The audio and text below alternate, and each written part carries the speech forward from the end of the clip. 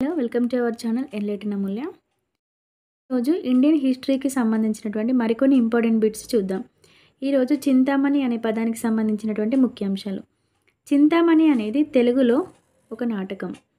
చింతామణి షాజహాన్ ఆస్థానా హిందీ కవి. ఆంధ్ర శబ్ద చింతామణి అనేది నన్నయ్య రచించాడు. ఈ నన్నయ్య తెలుగు ఆదికవి. జీవక చింతామణి అనేది తిరుత్తకదేవర్ రచించాడు. ఇతను ఒక జైన కవి. చతుర్వర్గ చింతామణి హేమాద్రి రచించాడు. ఇతడు యాదవుల యొక్క ప్రధానమంత్రి. సంగీత చింతామణి రచించింది పెదకోమటి వేమారెడ్డి. వీరు రెడ్డి రాజులు. సాహిత్య చింతామణి పెదకోమటి వేమారెడ్డి రచించాడు. వీళ్ళు కూడా రెడ్డి రాజులు. అభిలషితార్థ చింతామణి మూడవ సోమేశ్వరుడు కళ్యాణ చాళుక్య వంశానికి చెందినవాడు. ప్రత్యేకంగా గొప్ప పురాణాలు చూద్దాం. ఆది పురాణం రచించింది పంప. శాంతి పురాణం పొన్న. అజిత పురాణం రన్న. పురాణం నంది మల్లయ్య గంట సింగన. నృసింహ పురాణం ఎర్ర ప్రగడ. మార్కండేయ పురాణం మారణ.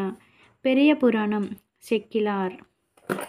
ఆదికవులు వారి యొక్క భాషలు ఇంకా రచనలు. తెలుగులో ఆదికవి నన్నయ్య ఆంధ్ర శబ్ద చింతామణి రచించాడు. సంస్కృతంలో ఆదికవి వాల్మీకి. ఇతను రచించింది రామాయణం. కన్నడంలో ఆదికవి పంప. విక్రమార్కున విజయం. మరాఠీ ఆదికవి ముకుందరాయ రచించింది వివేక సింధు.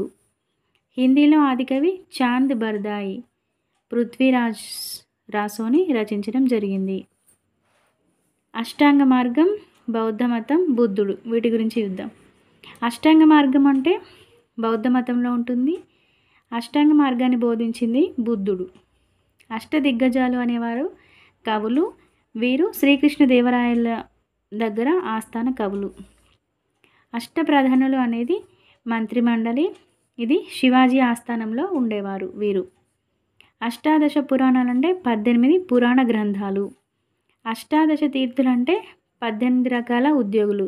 వీళ్ళు తూర్పు చాళుక్యుల కాలంలో అష్టాదశ తీర్థులుగా పిలువబడ్డారు.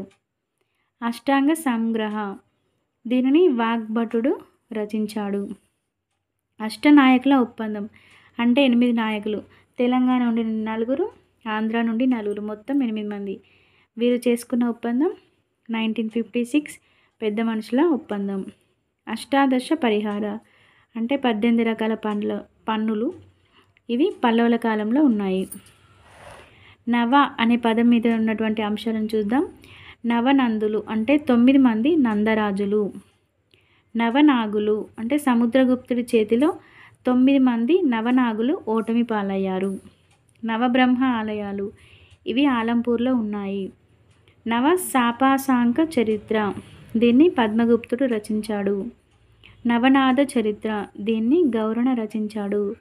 నవరత్నాలు అంటే 9 మంది కవులు. 2వ చంద్రగుప్తుడి ఆస్థానంలోని కవులను నవరత్నాలుగా పిలువబడ్డారు. నవభారత నిర్మాత ఎవరంటే జవహర్లాల్ నెహ్రూ. తల్లి అనే పదానికి సంబంధించినటువంటి అంశాలు చూద్దాం. పార్లమెంటుల తల్లి ఇంగ్లాండు. రసాయనాల తల్లి ఈజిప్టు. చర్చిలకు తల్లి సెయింట్ పీటర్ చర్చ్. విప్లవాలకు తల్లి 1789 ఫ్రెంచి విప్లవం. ఆంధ్ర అనే పదం ఆ బిరుదులు కలిగిన వ్యక్తుల గురించి తెలుసుకుందాం. ఆంధ్ర కవితా పితామహుడు అల్లసాని పెద్దన. ఆంధ్ర పద కవితా పితామహుడు తాళ్లపాక అన్నమాచార్య. ఆంధ్ర భోజుడు అంటే శ్రీకృష్ణ దేవరాయలు. ఆంధ్ర రత్న దుగ్గిరాల గోపాలకృష్ణయ్య. ఆంధ్ర తిలక్ గాడిచర్ల హరిసర్వోత్తమరావు. ఆంధ్ర శివాజీ పర్వతనేని వీరయ్య చౌదరి. ఆంధ్ర భీష్మ న్యాపతి సుబ్బారావు. ఆంధ్ర దేశాధీశ్వర కాపయ నాయక. ఆంధ్ర సురత్రాణ కాపయ నాయక. ఆంధ్ర గంధర్వ జొన్నవిత్తుల శేషగిరిరావు. ఆంధ్ర శెల్లి దేవులపల్లి వెంకటకృష్ణ శాస్త్రి. ఆంధ్ర కేసరి టంగుటూరి ప్రకాశం పంతులు. ఆంధ్ర మహిళ దుర్గాబాయ్ దేశ్ముఖ్. ఆంధ్ర రాష్ట్రపిత పొట్టి శ్రీరాములు. ఆంధ్ర నాటక పితామహ ధర్మవరం కృష్ణమాచార్యులు. ఆంధ్ర షేక్స్పియర్ పానుగంటి లక్ష్మీ నరసింహారావు. దేశ అనే పదం బిరుదులు కలిగిన వారి గురించి చూద్దాం. దేశభక్త కొండా వెంకటప్పయ్య పంతులు. దేశోద్ధారక కాశీనాథుని నాగేశ్వరరావు. దేశబంధు సిఆర్ దాస్. దీనబంధు సిఎఫ్ ఆండ్రూస్, ఇతను ఒక ఆంగ్ల కవి. దేశబాంధవి దువ్వూరి సుబ్బమ్మ.